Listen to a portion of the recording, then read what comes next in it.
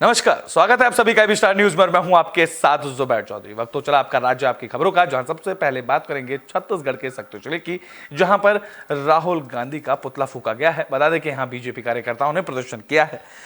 तो शक्ति जिले के डबरा नगर पंचायत में बीजेपी कार्यकर्ताओं ने राहुल गांधी का पुतला फूका है। बीजेपी कार्यकर्ताओं का आरोप है कि राहुल गांधी आए दिन प्रधानमंत्री नरेंद्र मोदी के खिलाफ अपमानजनक टिप्पणी करते हैं, जबकि पूरी दुनिया नरेंद्र मोदी को विश्व गुरु मानने को तैयार है। इसके बावजूद राहुल गांधी अपनी हरकतों से बाज नहीं आ रहे हैं। राहुल गांधी का पुतला दहन किया गया, जहां पुतला दहन के दौरान बीजेपी कार्यकर्ताओं में आक्रोश भी देखने को मिला।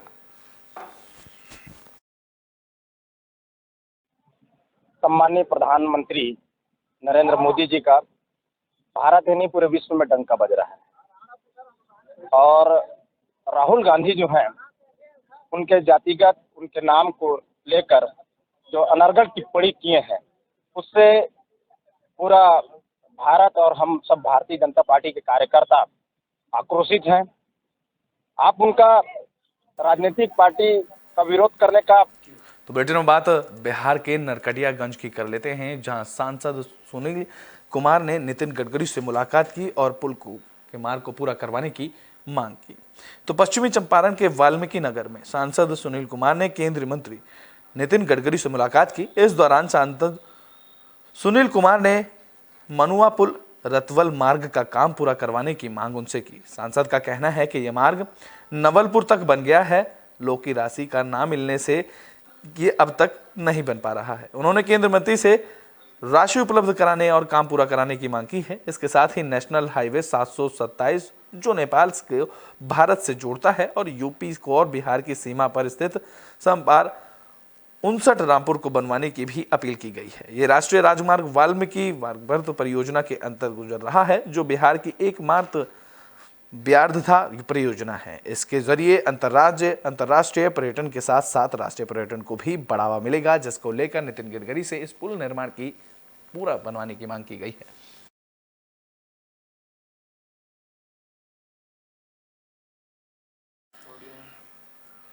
तो बुलेटिन में बात हरियाणा के रोहतक की कर लेते हैं, जहां आम आदमी पार्टी के कार्यकर्ताओं का प्रदर्शन देखने को मिला है। बता दें कि बेरोजगारी को लेकर आम आदमी पार्टी के कार्यकर्ताओं ने रोहतक में प्रदर्शन किया है। तो हरियाणा में चुनाव से पहले सियासी पारा हाई नजर आ रहा है। आम आदमी पार्टी ने बेरोजगारी को लेकर सरकार की घेराबंदी शुरू कर दी है। रोहतक में शहर के अंबेडकर चौक पर प्रदेश अध्यक्ष सुशील गुप्ता की अगुवाई में प्रदर्शन किया गया। बता दें कि आम आदमी पार्टी ने 2 दिन पहले ही सीएम आवारा का करनाल में घेराव करने के बाद प्रदर्शन किया था, जहां आम आदमी पार्टी कार्यकर्ताओं को पुलिस ने गिरफ्तार कर लिया था। आम आदमी पार्टी के प्रदेश अध्यक्ष सुशील गुप्ता ने हरियाणा में बेरोजगारी पर सरकार को आड़ो हाथ लिया। उन्होंने कहा कि राज्य में बेरोजगारी चरम पर है और सरकार स्थायी नौकरियां नहीं दे पा रही है और हरियाणा का युवक बेरोजगारी के कारण अपराध और नशे के दलदल में धंसता जा रहा है।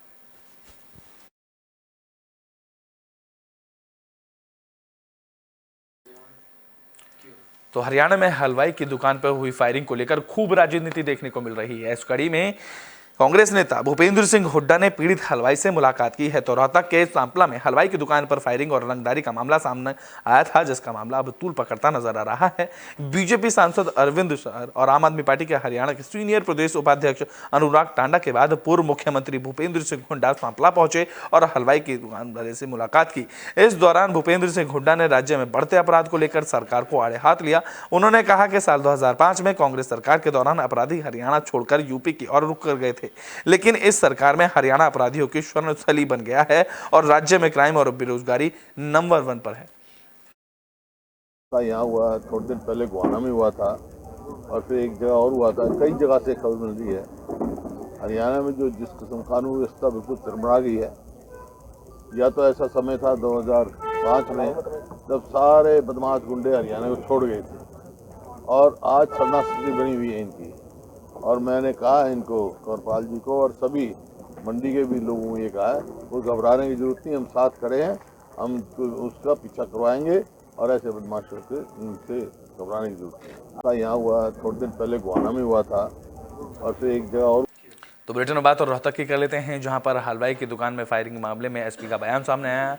सीधे तौर पर उन्होंने पीड़ित हलवाई को सुरक्षा का भरोसा भी दिया है। तो सांपला में सीताराम हलवाई की दुकान पर फायरिंग और रंगदारी मामले पर पुलिस सख्त नजर आ रही है। एसपी हिमांशु गर्ग ने मौके पर पहुंचकर मुआयना किया और बदमाशों को सीधी चेतावनी दी। उन्होंने कहा कि समाज में भय फैलाने की कोशिश ना की जाए, ऐसा करने वालों को छोड़ा नहीं जाएगा। साथ ही उन्होंने पीड़ित हलवाई को सुरक्षा देने का आश्वासन भी दिया। एसपी हिमांशु गर्ग ने कहा है कि ये भय का माहौल किसी भी कीमत पर नहीं बनने दिया जाएगा। उन्होंने कहा कि पुलिस व्यापारियों के साथ हमेशा खड़ी है। क्योंकि कल ये घटना हुई थी सुबह अर्ली मॉर्निंग 6 बजे के आसपास। यहाँ सांपला का जो बाजार है उसमें एक मिठाई की दुकान पे हुई है और उसके बाद तुरंत पुलिस हरकत में आ गई है और मैं भी आज इसको इसलिए मुआयना करने आया था। हमारी पूरी पुलिस टीम कल ही इसको घटनास्थल को देख चुकी थी और इसमें हम पूरे डिस्ट्रिक्ट की जो हमारी क्राइम टीम्स हैं वो लगी हुई हैं। काफ़ी अच्छे सुराग हमें हाथ लगे हैं। हमने काफ़ी ज़्यादा एनालिसिस करी है, सीसीटीवी फुटेज को भी एनालाइज करा है और काफ़ी हर पहलू पे जो जांच हम कर सकते हैं वो कर रहे हैं। और हम ये भी मैं कहना चाहूँगा कि बहुत जल्दी तो बुलेटिन में बात तो गरियाबंद की कर लेते हैं, जहां लोकसभा चुनाव को लेकर प्रशासन मुस्तैद नजर आ रहा है। इस बीच गरियाबंद में प्रशासन ने वोटर लिस्ट जारी कर दी है। तो गरियाबंद में लोकसभा चुनाव को लेकर प्रशासनिक तैयारियां तेज कर दी गई हैं। चुनाव के तहत मतदाता सूची का अंतिम प्रकाशन भी किया गया। कलेक्टर दीपक अग्रवाल ने बताया कि लोकसभा चुनाव में वोटिंग प्रतिशत बढ़ने के लिए स्वीप कार्यक्रम चलाए जाएंगे। उन्होंने बताया कि जिले में 18 से 19 साल के बीच 12,654 मतदाता हैं। वहीं 60 साल से ज्यादा की उम्र के मतदाताओं की संख्या 3,793 है। महासमुंद लोकसभा के अंतर्गत आने वाले गरियाबंद जिले में राजिम और बिंदर नवागढ़ में 573 मतदान केंद्र हैं, जिनमें से कुल मतदाताओं की संख्या 4,58,435 है। अभी हमारा मतदाता सूची का आज अंतिम प्रकाशन है और उसी के तारतम्य में ये प्रेस ब्रीफिंग आयोजित की गई थी और हमारी लोकसभा निर्वाचन की तैयारी प्रारंभ हो गई है। जो हमारे ईवीएम्स हैं उनकी फर्स्ट लेवल चेकिंग का कार्य चालू है और सभी आवश्यक व्यवस्थाएं जो हैं वो की जा रही हैं। अब इसके लिए हम लोग अभी स्वीप का कार्यक्रम बना रहे हैं और कल से हमारे स्वीप के कार्यक्रम सभी जगहों पर चालू हो जाएंगे। इसमें ज़्यादा से ज़्यादा हम लोगों को जागरूक करेंगे कि लोकसभा चुनाव में ज़्यादा से ज़्यादा वो वोटिंग करें। हमारा तो टारगेट ये रहेगा कि सभी लोग वोटिंग करें, लेकिन अभी लोगों के ऊपर भी कई बार निर्भर रहता है, तो हम तो चाहेंगे कि ज़्यादा से ज़्यादा। तो बुलेटिन में बात छत्तीसगढ़ के जांजगीर चांपा की कर लेते हैं, जहां गौचर जमीन पर अवैध कब्जे का मामला सामने आया है। तो जांजगीर चांपा में गौचर जमीन पर अवैध कब्जे का मामला सामने आया, जिसके बाद ग्रामीणों ने इस मामले को लेकर प्रशासनिक अधिकारियों से शिकायत की है। यह मामला पामगढ़ विधानसभा के भुई गांव ग्राम पंचायत का बताया जा रहा है। आरोप है कि भुई गांव की सरपंच विभा देवी मनहर अपने देवर मोहन मनहर के साथ पिछले 5 सालों से गौचर जमीन पर अवैध तरीके से फिक्स चिमनी, ईंट भट्टा, एमबीसी का संचालन कर रहे हैं। ग्रामीणों ने इस मामले की शिकायत जांजगीर चांपा कलेक्ट्रेट आकाश चिकारा और डिप्टी सीएम अरुण साव से की है। ग्रामीणों का कहना है कि जिस जमीन पर कब्जा किया गया है वो 10 एकड़ की जमीन है और ईंट भट्टा चलाने के लिए शासन से किसी भी प्रकार की अनुमति नहीं ली गई है और ना ही पर्यावरण विभाग से एनओसी लिया गया है। साथ ही 5 सालों से ईंट भट्टा संचालित किया गया है, जिसकी रॉयल्टी खनिज विभाग ने नहीं दी है, मगर किसी भी तरह का कोई कार्रवाई इस ईंट भट्टा को लेकर नहीं की गई है। ये जो आपने आवेदन के बारे में बताया, इसमें हमने माइनिंग ऑफिसर को जांच के निर्देश दे दिए हैं और जैसे ही जांच रिपोर्ट आती है हम इस पे नियमानुसार कार्रवाई करके पूरा दायित्व पूरा करेंगे। ये जो आपने आवेदन के बारे में बताया,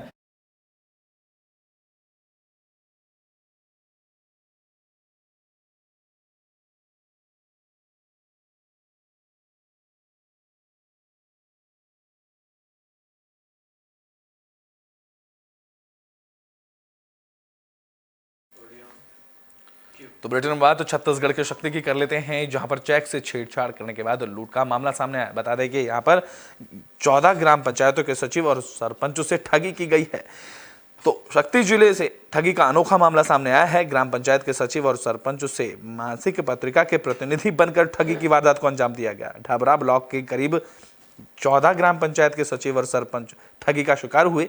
जानकारी के मुताबिक आरोपी मैगजीन के प्रतिनिधि बनकर पहुंचे थे और वार्षिक सदस्यता शुल्क के तौर पर उन्होंने 1,000 रुपए का चेक पंचायत से लिया, जिसके तहत 10 से 15 दिन के बाद ग्राम पंचायत के खाते से 1,000 रुपए की जगह ज्यादा राशि निकाल ली गई।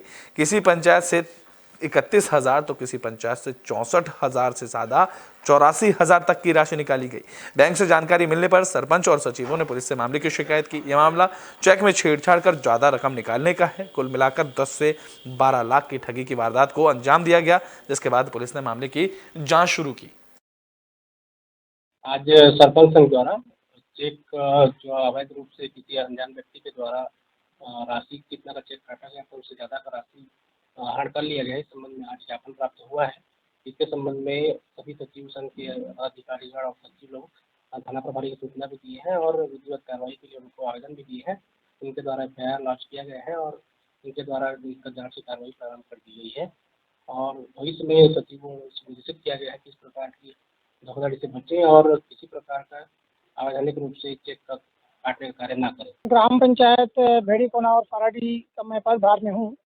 अज्ञात व्यक्ति उदित नारायण जीत कुमार सिंह के नाम से घूम रहे थे पंचायतों में और उनके द्वारा प्रत्येक पंचायत घूम घूम करके ठगी की राशि वसूल करते हुए मेरे भी पंचायत में आए और उनके द्वारा कहा गया है कि हम लोग मासिक पत्रिका न्यू इंडिया के नाम से प्रति माह ग्राम पंचायत में उपलब्ध कराएंगे और सालाना शुल्क 1,000 रुपये मांगा गया, जो कि हमारे ग्राम पंचायत फराडी सरपंच द्वारा 1,000 रुपये नगद दिया गया था।